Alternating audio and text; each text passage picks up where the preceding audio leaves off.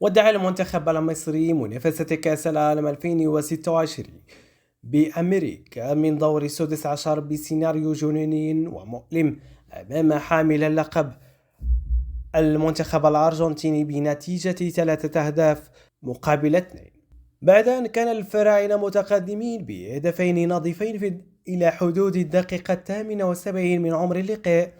شهدت المباراة تقلبات تكتيكية واضحة وضعت قراءة المدربين على المحك. التفوق الأولي لحسام حسن، دخل المدرب المصري بتنظيم دفاعي صارم بخطة 4-2-3-1 المدمجة التي نجحت تماما في غلق مساحات العمق أمام ليونيل ميسي وجوليان ألفاريز.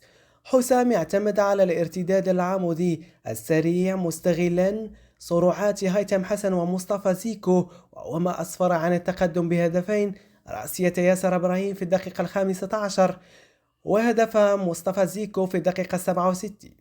تدخلات سكالوني الحاسمة بعد تأخر بهدفين، أجرت ليونيل سكالوني اختيارات هجومية انتحارية فضت بسحب الظهير تاليا فيغو ونزول نيكولاس غونزاليس والدفع بلوتارو مارتينيز في الهجوم.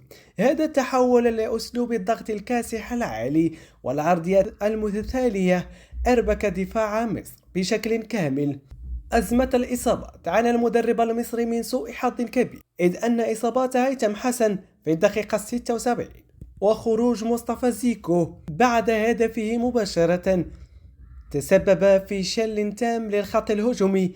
البدلاء لم ينجحوا في الاحتفاظ بالكرة، مما أدى إلى انعزال تام للنجم محمد صلاح في الأمام وتحول اللعب إلى حصار أرجنتيني خانق ضد دفاع مصر مرهق استسلم تماما للضغط النفسي والفني. ثانيا، دور الطاقم التحكيمي الفرنسي والجدل الواسع. شهدت المباراة قرارات تحكيمية من الطاقم الفرنسي أثارت غضبا عارما لدى الجانب المصري واعتبرته نقطة سوداء أحبطت الفراعنة.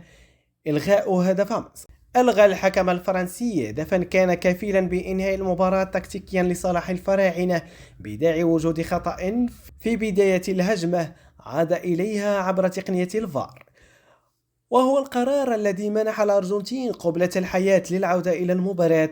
تجاهل ركلة الجزاء في اللحظات الأخيرة في الأنفاس الأخيرة في اللقاء وقبل هدف الفوز للأرجنتين مباشرة، طلب لاعب مصر بركلة جزاء نتيجة تعرض حمدي فتحي لعرقلة أو شد واضح من ماك أليستير داخل منطقة الجزاء. الحكم الفرنسي أمر بمواصلة اللعب لتنطلق الأرجنتين في مرتدة سريعة أسفرت عن هدف إنزو فرنانديز القاتل في الدقيقة 93. الانفلات العصبي والبطاقات تسبب التوتر التحكيمي في خروج لاعبي مصر والجهاز الفني عن تركيزهم واعترض الحارس مصطفى شوبير الذي تعلق طول المباراة وتصدى لركلة جزاء ميسي. نال بطاقة صفراء، كما نال الجهاز الفني بطاقة حمراء نتيجة الاحتجاج على الصافرة الفرنسية.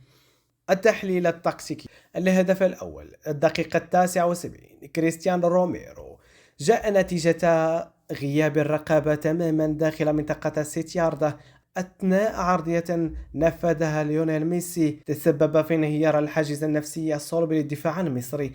الهدف الثاني في الدقيقة 83، مستغلا الارتباك وغياب والرقابة اللصيقة استلم ميسي تمريرة من جوليان ألفاريز داخل المنطقة ليسددها بقوة معلنا التعادل وسط ذهول المدافعين المصريين.